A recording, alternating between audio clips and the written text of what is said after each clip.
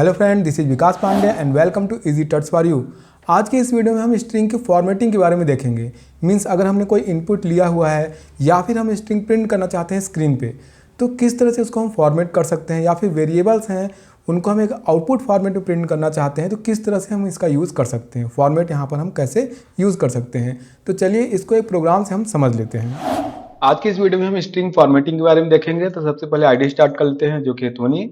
और यहाँ पर हम देखेंगे किस तरह से हम आउटपुट में अगर स्ट्रिंग प्रिंट करते हैं या फिर कोई मैसेज प्रिंट करते हैं तो कैसे उसको हम फॉर्मेट कर सकते हैं। तो सबसे पहले जो इसका पुराना तरीका है उसके बारे में थोड़ा सा देख लेते हैं। तो सबसे पुराने तरीके में हम मॉड्यूलर ऑपरेटर का यूज करते हैं, जैसा कि हम सी में करते हैं। जैसे वहां पे करेक्टर के लिए %C या फिर स्ट्रिंग के लिए %S, तो वैसे यहाँ भी हम यूज करते हैं। एग्जाम्पल अगर इसका हमको देखना है तो एक छोटा सा यहाँ पर प्रोग्राम लिखते हैं इसके लिए। अगर हम इस तरह से लिखते हैं, वेरिएबल बनाते हैं नेम और यहाँ पर स्टोर कराते हैं पाइथन। और अगर हम इसको प्रिंट करना चाहते हैं या फिर फॉर्मेट करना चाहते हैं तो इस तरह से भी लिख सकते हैं, प्रिंट। और यहाँ पर जहां पर स्ट्रिंग प्रिंट करना है वहां पर हम लिखेंगे %S, स्ट्रिंग के लिए इज अ प्रोग्रामिंग लैंग्वेज। जैसा कि C++, जावा में हम बाहर वेरिएबल का नाम लिखते थे, तो यहां भी लिखेंगे इस सिंबल के साथ नेम। इसको रन करा के देखेंगे तो यहाँ पे Python is a programming language. तो यहाँ पर आप देखेंगे जहां पर हमने लिखा है %S, वो स्ट्रिंग रिप्लेस हो जाता है यहाँ पर पाइथन से। यहाँ पर हमने वेरिएबल का नाम यूज किया है नेम, तो यहाँ जो भी स्ट्रिंग स्टोर होगा वो यहाँ पे %S की जगह रिप्लेस हो जाएगा। इसको फिर से रन कराएंगे। C++ is a programming language. ये पुराना तरीका है जो कि पाइथन में सबसे शुरू में यूज होता था। अभी अगर मैसेज प्रिंट करना है तो उसको तो इस तरह से भी कर सकते हैं, नेम एक वेरिएबल हो गया, उसके बाद हम यहाँ पे सीधा स्ट्रिंग लिख सकते हैं, is a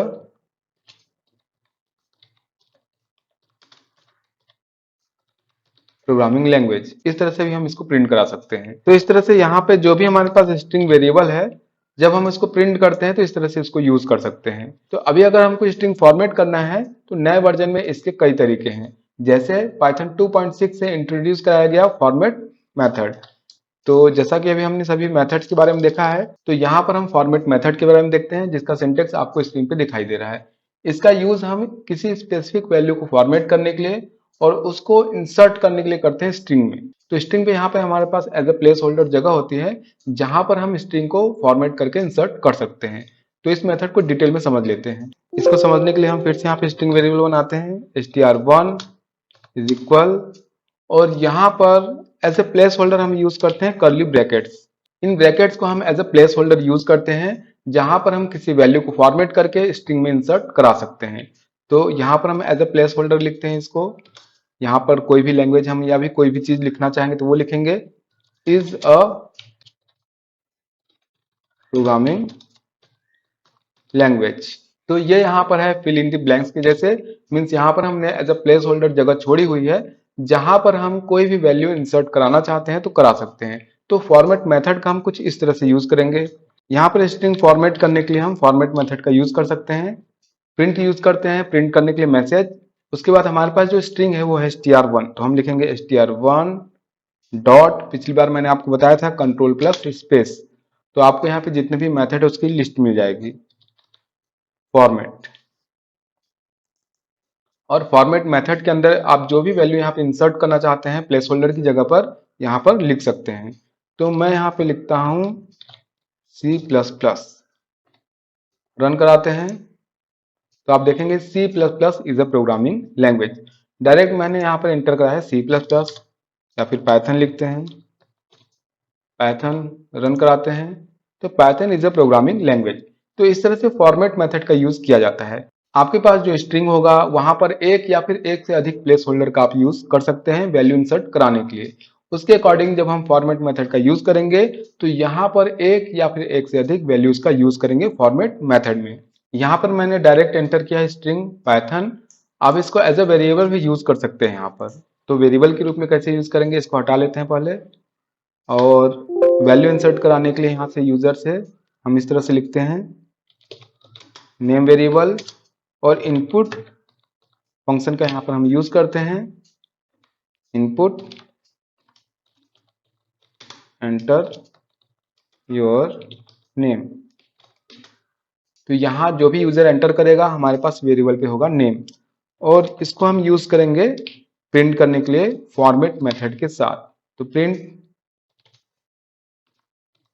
my name is, और यहाँ पर हम यूज करेंगे प्लेस होल्डर जैसा कि मैंने आपको बताया था, और ये रिप्लेस होगा जो भी फॉर्मेट मेथड में हम वेरिएबल यूज करेंगे उससे। तो ये हो गया स्ट्रिंग डॉट, और यहाँ पर यूज करते हैं फॉर्मेट मेथड, और फॉर्मेट मेथड के अंदर इस बार हम यूज करेंगे वेरिएबल। तो हमारे पास वेरिएबल है नेम, तो जो भी नेम एंटर कराया जाएगा वो इस फॉर्मेट में यहाँ पे प्रिंट होगा। रन कराते हैं और यहाँ पे लिखते हैं नेम, एंटर करते हैं माय नेम इज मोहन। इसी तरीके से फिर से रन कराते हैं, फिर से एंटर करते हैं नेम किशन और माय नेम इज किशन। तो इस तरह से हम जब स्ट्रिंग के साथ फॉर्मेट मेथड का यूज करते हैं तो स्ट्रिंग में एज अ प्लेस होल्डर हम ब्रैकेट्स का यूज करते हैं जहां भी हमको वैल्यू इंसर्ट करानी है, और उसके बाद फॉर्मेट मेथड में उन वैल्यूज को लिखते हैं। ये जो ब्रैकेट्स है यहाँ पर स्ट्रिंग में वो एक या एक से अधिक हो सकते हैं, जहां भी हमको इसको रिप्लेस करना होगा उसके अकॉर्डिंग यहाँ पर हम फॉर्मेट मेथड में वेरिएबल या फिर स्ट्रिंग यूज करते हैं। अब यहाँ पर एक से अधिक प्लेस होल्डर यूज करके देख लेते हैं, क्लियर करते हैं और यहाँ पर एज भी एंटर करा लेते हैं। एज इनपुट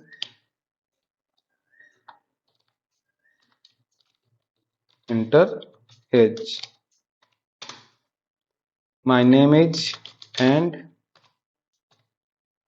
तो यहां पर अगर मैं इस तरह से सिंगल कोट के अंदर सिंगल कोट यूज करना चाहता हूं तो पिछली बार मैंने आपको बताया था कि हमको यहाँ पर बैक स्लैश इस तरह से यूज करना पड़ेगा। तो यहाँ पे एज के लिए फिर प्लेस होल्डर लिखते हैं ब्रैकेट्स ईयर्स ओल्ड।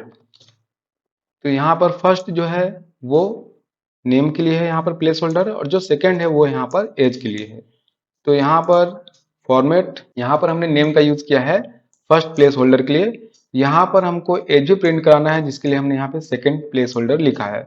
तो दूसरे वेरिएबल का नाम भी जैसे लिस्ट में हम वेरिएबल का नाम लिखते हैं उसी तरह लिखेंगे कॉमा एज। तो इसको रन करा के देखेंगे, नेम एंटर करते हैं किशन एज 30, एंटर। तो my name is Kishan and I am 30 years old. तो यहाँ पे जो एक्स्ट्रा आ रहा है इसलिए आ रहा है क्योंकि हमने इसको एक्स्ट्रा यूज किया है, यहाँ पर एक सिंगल बैक स्लैश की ही जरूरत थी। इसको इरेज कर देते हैं, फिर से रन कराते हैं। Name Mohan as 31, my name is Mohan I am 31 years old. तो इस तरह से यहाँ पर एक से अधिक प्लेस होल्डर का हमने यूज किया है।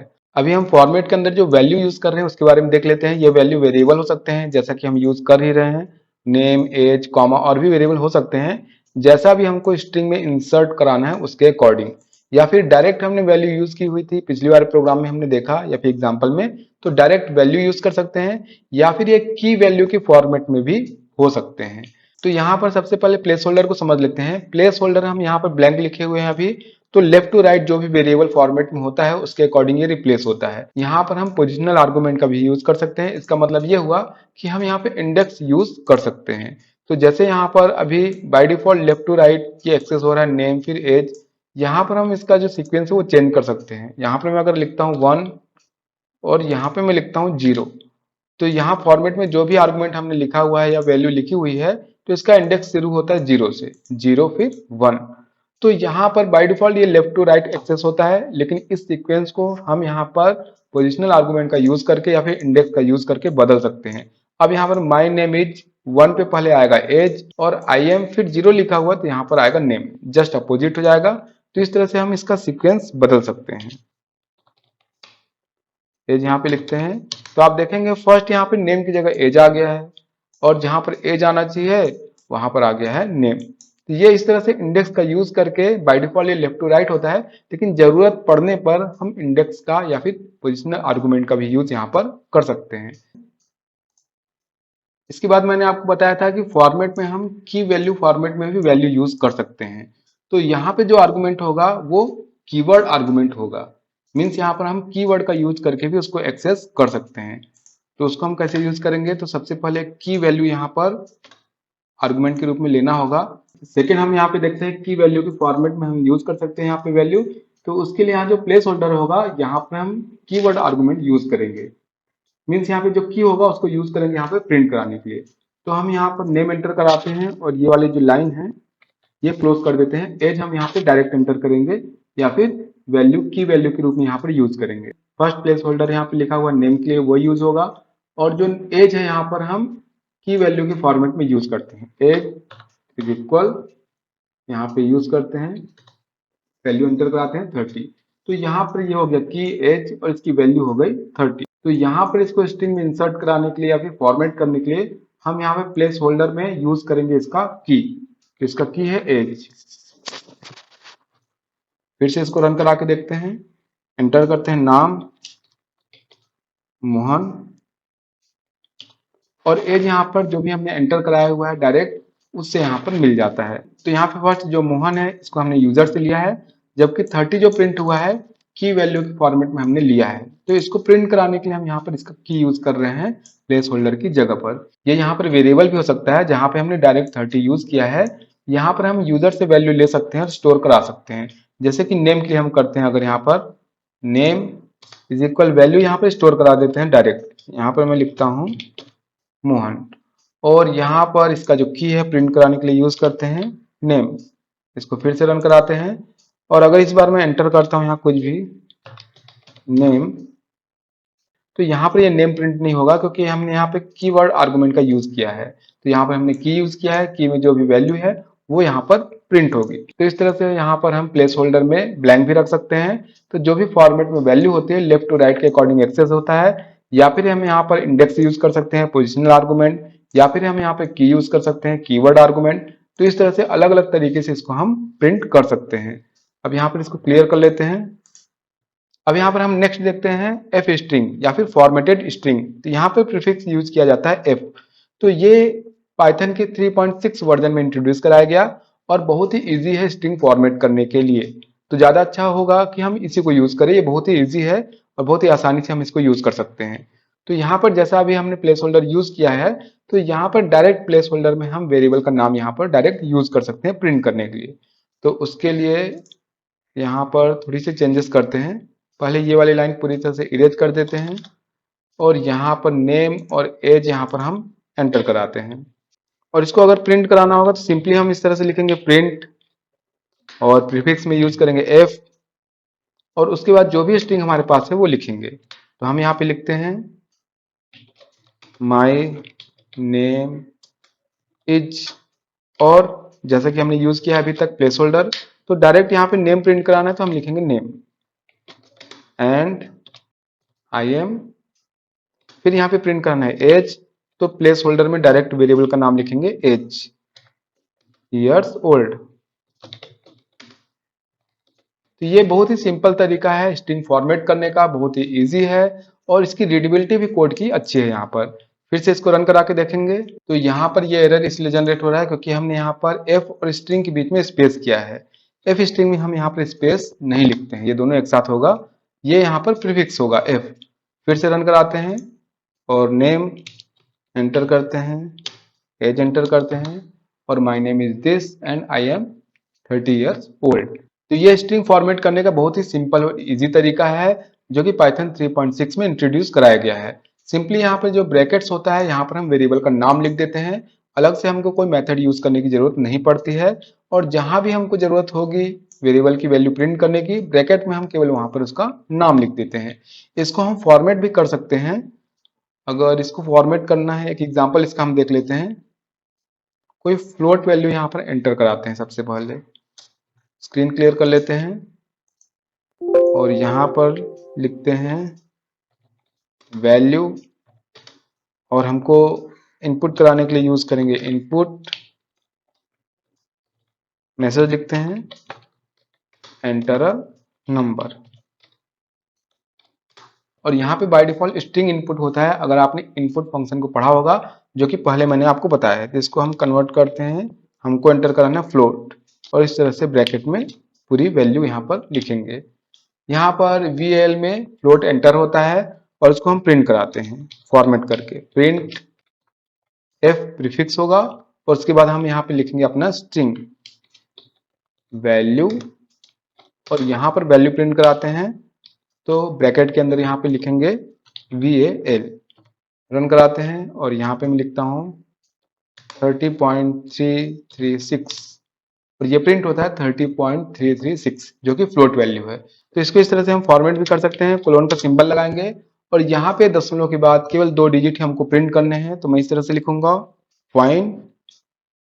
.2F, फिर से इसको रन कराते हैं, यहाँ पे नंबर एंटर करते हैं 30.3369, लेकिन प्रिंट होता है केवल 30.34। तो इस तरह से आप वैल्यू को स्ट्रिंग में इंसर्ट कराने के साथ साथ ही इसको फॉर्मेट भी कर सकते हैं। इसकी एक लंबी लिस्ट है जहां पर इसको फॉर्मेट कर सकते हैं, आप अलाइन कर सकते हैं टेक्स्ट को, ये सारी चीजें यहाँ पर लिस्ट में है। एक एग्जांपल और देख लेते हैं। हम यहाँ पे इंटीजर एंटर कराते हैं और चाहते हैं कि उसकी जगह यहाँ पे प्रिंट हो उसका बाइनरी वैल्यू। तो यहाँ पर फ्लोट की जगह हम लिख लेते हैं इंट इंटीजर वैल्यू के लिए, और यहाँ पर इसको फॉर्मेट किस तरह से करेंगे, सबसे पहले जो वैल्यू होगी वो प्रिंट करा के देख लेते हैं। अगर हम इस तरह से एंटर कराते हैं मान लीजिए 10 और हम चाहते हैं कि इसकी इंटीजर वैल्यू और साथ ही जो बाइनरी वैल्यू वो भी प्रिंट हो, तो इसको किस तरह से फॉर्मेट करेंगे, तो ये हो गई इसकी नॉर्मल वैल्यू जो कि आउटपुट में मिल ही रहा है। साथ में अगर इसकी बाइनरी वैल्यू भी प्रिंट करानी है तो इस तरह से हम स्ट्रिंग लिख सकते हैं बाइनरी। यहाँ पर हम फिर प्लेस होल्डर के लिए कर्ली ब्रैकेट्स का यूज करेंगे और यहाँ पर हमको वैल्यू प्रिंट करनी है इसकी बाइनरी। तो यहाँ पर इस तरह से फॉर्मेट कर सकते हैं, वैल्यू प्रिंट होगी कोलोन, लेकिन ये बाइनरी में प्रिंट होगी। तो बाइनरी के लिए हम यहाँ पे सिंपली लिखेंगे B, रन कराएंगे और हम एंटर करते हैं 10। तो नॉर्मल वैल्यू यहाँ पर 10 है जबकि बाइनरी वैल्यू यहाँ पर 10 10 है 1010। तो यहाँ पे थोड़ा फॉर्मेट सही से नहीं हुआ है, थोड़ा सा स्पेस लिख लेते हैं। जैसा भी जिस तरीके से भी स्ट्रिंग में आप यहाँ पर प्लेस होल्डर यूज करेंगे बिल्कुल उसी तरीके से वो प्रिंट होगा। फिर से एक बार रन कराते हैं, यहाँ पे लिखते हैं 11 और यहाँ पर 11 नॉर्मल वैल्यू है, इसकी बाइनरी वैल्यू 1011, ये प्रिंट हो रहा है। तो इस तरह से हम अलग अलग तरह से स्ट्रिंग फॉर्मेट करते हैं, जिसमें से जो पहला तरीका है वो पुराना है जिसको हम यहाँ पर यूज नहीं करते हैं। सेकंड यहाँ पर है फॉर्मेट मेथड जिसका हम जरूरत पड़ने पर यहाँ पे यूज करते हैं। नेक्स्ट यहाँ पर है फॉर्मेटेड स्ट्रिंग जो कि सबसे इजी है स्ट्रिंग फॉर्मेट करने के लिए, ज्यादातर हम इसका यूज यहाँ पर करते हैं। तो जरूरत के अकॉर्डिंग यहाँ पे फॉर्मेट मेथड या फिर एफ स्ट्रिंग का यूज किया जाता है स्ट्रिंग फॉर्मेट करने के लिए। आज की इस वीडियो में हमने देखा कि किस तरह से हम आउटपुट फॉर्मेट कर सकते हैं, कैसे उसको हम प्रिंट कर सकते हैं।